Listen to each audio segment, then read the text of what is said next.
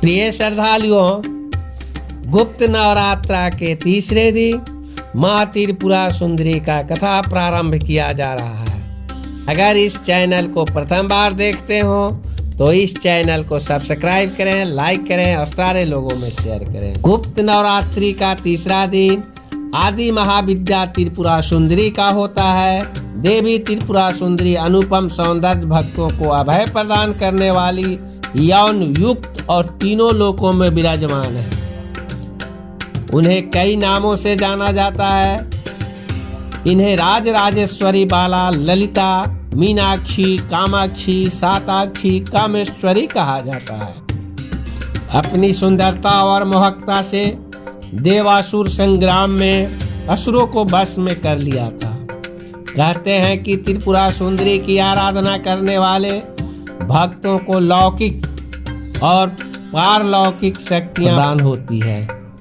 देवी पुराण में माता की बहुत सी शक्तियों के बारे में बात की गई है। ये सिर्फ तंत्र साधना के लिए ही नहीं बल्कि सुंदर रूप के लिए भी विख्यात जानी जाती है। जानते हैं इनके स्वरूप और इसके पीछे जुड़ी पौराणिक कथा के बारे में। देवी त्रिपुरा सुंदरी शांत मुद्रा में लेटे हुए सदाशिव की नाभि से निर्गत कमल आसन पर विराजमान है। चतुर्भुजी भुजाओं में देवी के पास अंकुश, धनुष और वाण है। देवी के आसन को ब्रह्मा, विष्णु, शिव और यमराज अपने मस्तक पर धारण करते हैं। देवी 3 नेत्रों से युक्त और मस्तक पर अर्धचंद्र धारण करती है। देवी त्रिपुरा सुंदरी अपने भक्तों की हर प्रकार की मनोकामना को पूरी करती है, उनकी हर विपत्ति को दूर करती है और उन्हें अभय प्रदान करती है। कहा जाता है कि देवी त्रिपुर सुंदरी की पूजा करने से आत्मिक बल, यश और कीर्ति की प्राप्ति होती है। पौराणिक कथाओं के अनुसार देवी त्रिपुरा सुंदरी के उत्पत्ति का रहस्य सती वियोग के पश्चात भगवान शिव सर्वदा ध्यान मग्न रहते हुए उन्होंने अपने संपूर्ण कर्म का परित्याग कर दिया था, जिसके कारण तीनों लोकों के संचालन में व्यवधान उत्पन्न हो रही थी। उधर तारकासुर ब्रह्मा जी से वर प्राप्त किया कि उसकी मृत्यु शिव के पुत्र द्वारा ही होगी। समस्त देवताओं ने भगवान शिव को ध्यान से जगाने के लिए कामदेव और उनकी पत्नी रति देवी को कैलाश भेजा। कामदेव ने कुसुम सर नामक मोहिनी वाण से भगवान शिव पर प्रहार किया। परिणाम स्वरूप शिव जी का ध्यान भंग हो गया।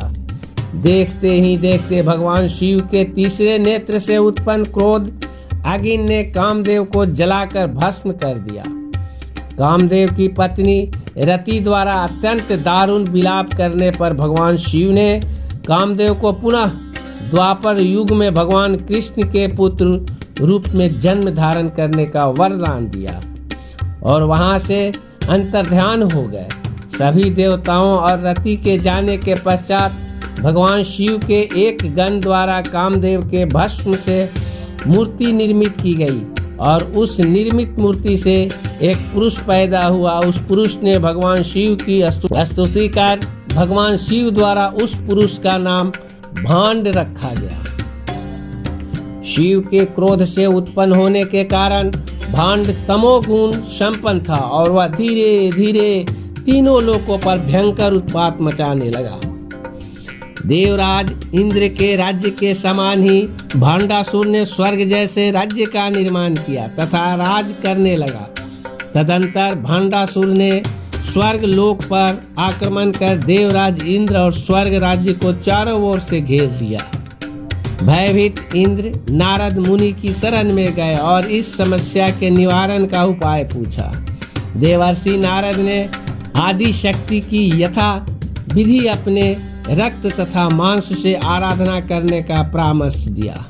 देवराज इंद्र ने देवी की आराधना की और देवी ने त्रिपुर सुंदरी स्वरूप से प्रकट हो भांडासुर वध कर देवराज पर कृपा की और समस्त देवताओं को भय से मुक्त किया। अगर यह वीडियो आप लोगों को पसंद आया हो तो माँ त्रिपुर सुंदरी के नाम पर सब्सक्राइब करें, लाइक करें और सारे लोगों में शेयर करें। जय त्रिपुर सुंदरी।